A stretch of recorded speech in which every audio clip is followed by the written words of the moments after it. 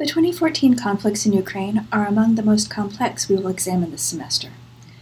They are complicated because they fall at the intersection of three separate issues: a long-standing and deep polarization of Ukraine between East and West, a massive and violent series of political protests that took place in winter 2013 and 2014. This is what's known as Euromaidan, and of course Russian opportunism, which translated the first two challenges into the annexation of Crimea and war in eastern Ukraine. These causes of conflict are related, but in order to understand them in more detail, I'm going to separate them out. In this video, I will talk about Ukrainian identity and nationality, an issue that served as a structural but background cause of protest and war. We'll talk about Euromaidan and Russian foreign policy in Ukraine in later course units. As noted in the video on Russian national identity, there is one version of Russian identity that encompasses East Slavs more generally.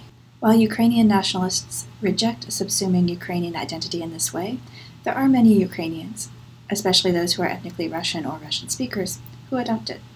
Ukraine is around 17% ethnic Russian, with those populations geographically concentrated in familiar areas, Crimea and the East. The divisions in Ukraine, though, don't stop at language, ethnicity, or geography. They are reproduced in voting and social attitudes more generally.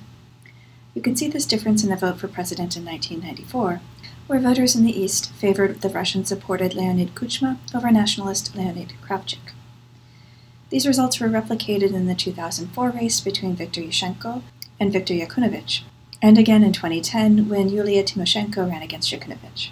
Opinion polls have shown that this division was repeated in favorable views towards Europe, in the West, versus Russia, in the East, nostalgia about the Soviet past, and even opinions on economic reform.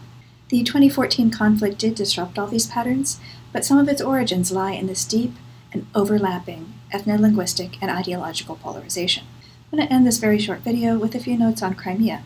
Crimea does have a history distinct from Ukraine, and as seen earlier, it does have the highest concentration of Russian speakers in the country. It was annexed by the Russian Empire from the Ottomans in 1783, and became an autonomous republic within the Russian SFSR in 1917.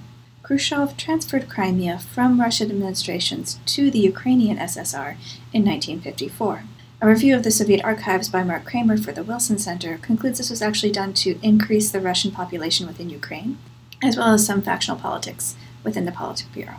I would be remiss if I didn't end with a mention of the Crimean Tatars. Russians did not actually form a majority of the Crimean population until May 1944, when Stalin deported essentially all of the indigenous population, the Crimean Tatars, to Siberia. This ethnically Turkic and Muslim group was allowed to start returning in 1967, and now makes up around 12% of the population of the peninsula.